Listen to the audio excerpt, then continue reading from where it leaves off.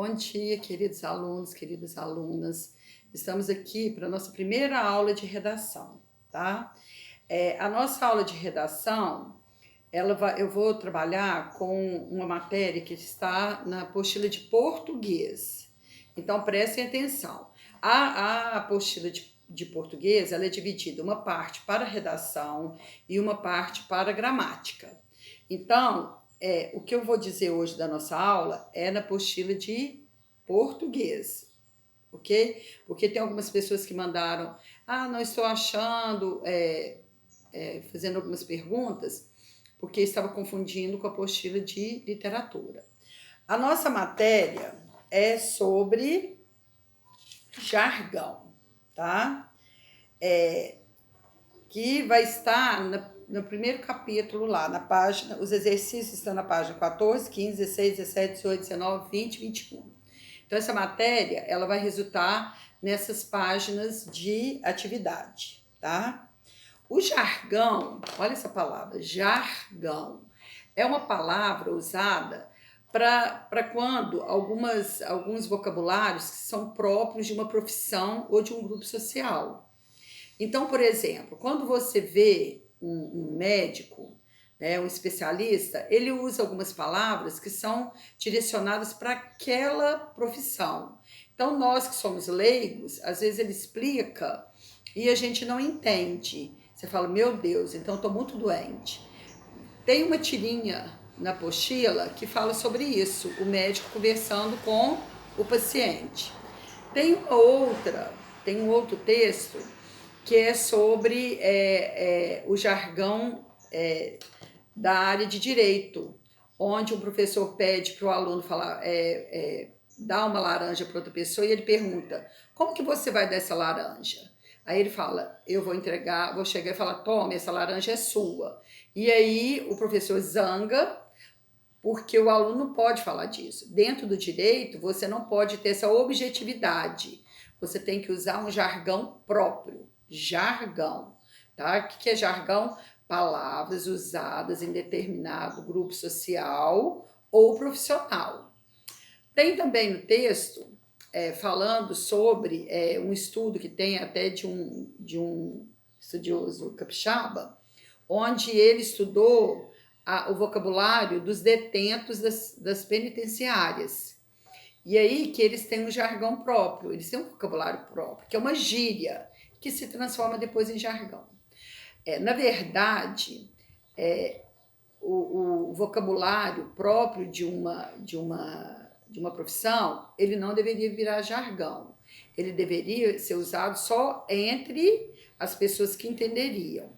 Mas como a pessoa, ela começa a achar que aquele vocabulário dela é muito importante, ela começa a usar também com os leigos. Então, o vocabulário próprio se torna jargão. São algumas palavras que eu identifico determinada profissão. Por exemplo, aí você vai perguntar para mim assim, mas o que isso tem a ver com redação? Na redação do Enem, na competência 2, tem a interdisciplinaridade, que é o quê? É você usar palavras que remetem a matérias que você estudou. São palavras-chave que demonstram que palavras conceitos, que demonstram que você sabe o que você está dizendo, que você se apropriou daquela linguagem. E depois a gente tem a intertextualidade, que é o quê? É você usar palavras ou afirmações de outras pessoas. E isso vale 400 pontos, que eu já falei para vocês, competência 2, competência 3. Então, o jargão, você tem que identificar essas palavras. Vou dar um exemplo. Quando eu falo para você sobre, por exemplo, socialismo e comunismo, qual disciplina que vem à sua cabeça? Quando eu falo para você sobre bactérias e vírus, qual matéria vem à sua cabeça? Quando eu falo em romantismo e realismo, qual matéria vem à sua cabeça? Tá vendo? Você identifica, né? Se você identifica, é porque você já sabe que essas palavras são jargões de determinada disciplina. Esse jargão faz com que eu, que tenho estudo, eu reconheça essas palavras dentro de um outro texto.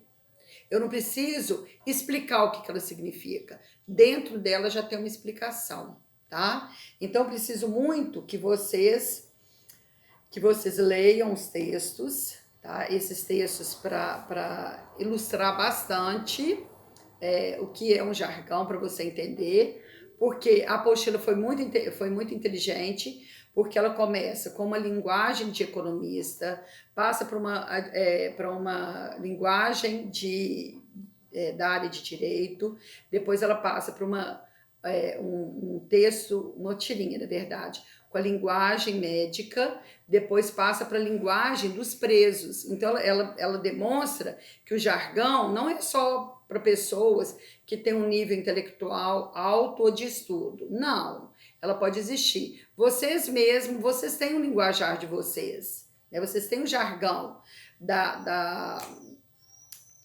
juventude. É aquilo que eu falo, gente, não pode usar determinadas palavras dentro da sala de aula, porque elas são palavras chulas, baixo, calão, lembram? Então, essas palavras são inadequadas. E aí você vai observar, é isso que está nesse capítulo. Agora, olha só, eu preciso muito que vocês cumpram o que foi pedido. Eu já pedi para vocês para lerem o livro, tem gente que não entrou na árvore ainda. E tem gente que entrou na árvore e não leu o livro. Eu preciso dessas resenhas que vocês enviem para mim, só a Mina que enviou. Eu preciso que sejam enviadas. E agora essa atividade, porque na próxima semana a gente vai fazer a correção delas, tá? Eu preciso muito dessas atividades. Então, eu vou colocar exercícios, páginas 14, 15, 16, 17, 18, 19, 20, 21. Mira, você quer matar a gente? Não. Nessas páginas tem tem muita gravura, tem muita charge, tem muita tirinha.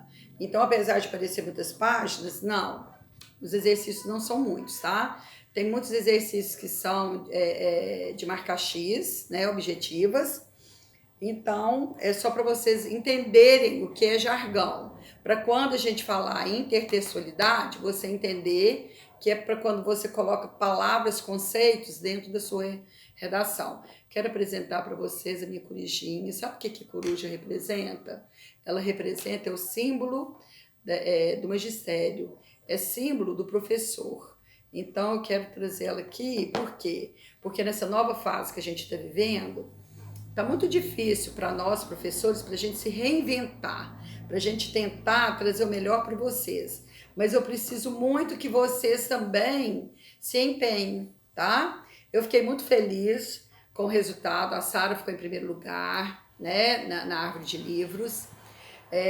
Eu coloquei para vocês o ranking, mas pouca gente ainda entrou. Eu preciso que vocês leiam mais, que vocês se empenhem mais na minha matéria, ok? Então, a minha aula de redação é sobre jargão e eu preciso que vocês façam os exercícios, tá bom? Fiquem com Deus, tá? Podem inventar um nominho para minha corujinha, ela não tem nome ainda, coitadinha. Então, vocês podem inventar, tá bom? Muitas saudades dessa minha turma barulhenta, dessa minha turma aqui toda hora. Menino, fica quieto, senta, olha o brinquedinho, mas que mora no meu coração, tá? Fiquem com Deus.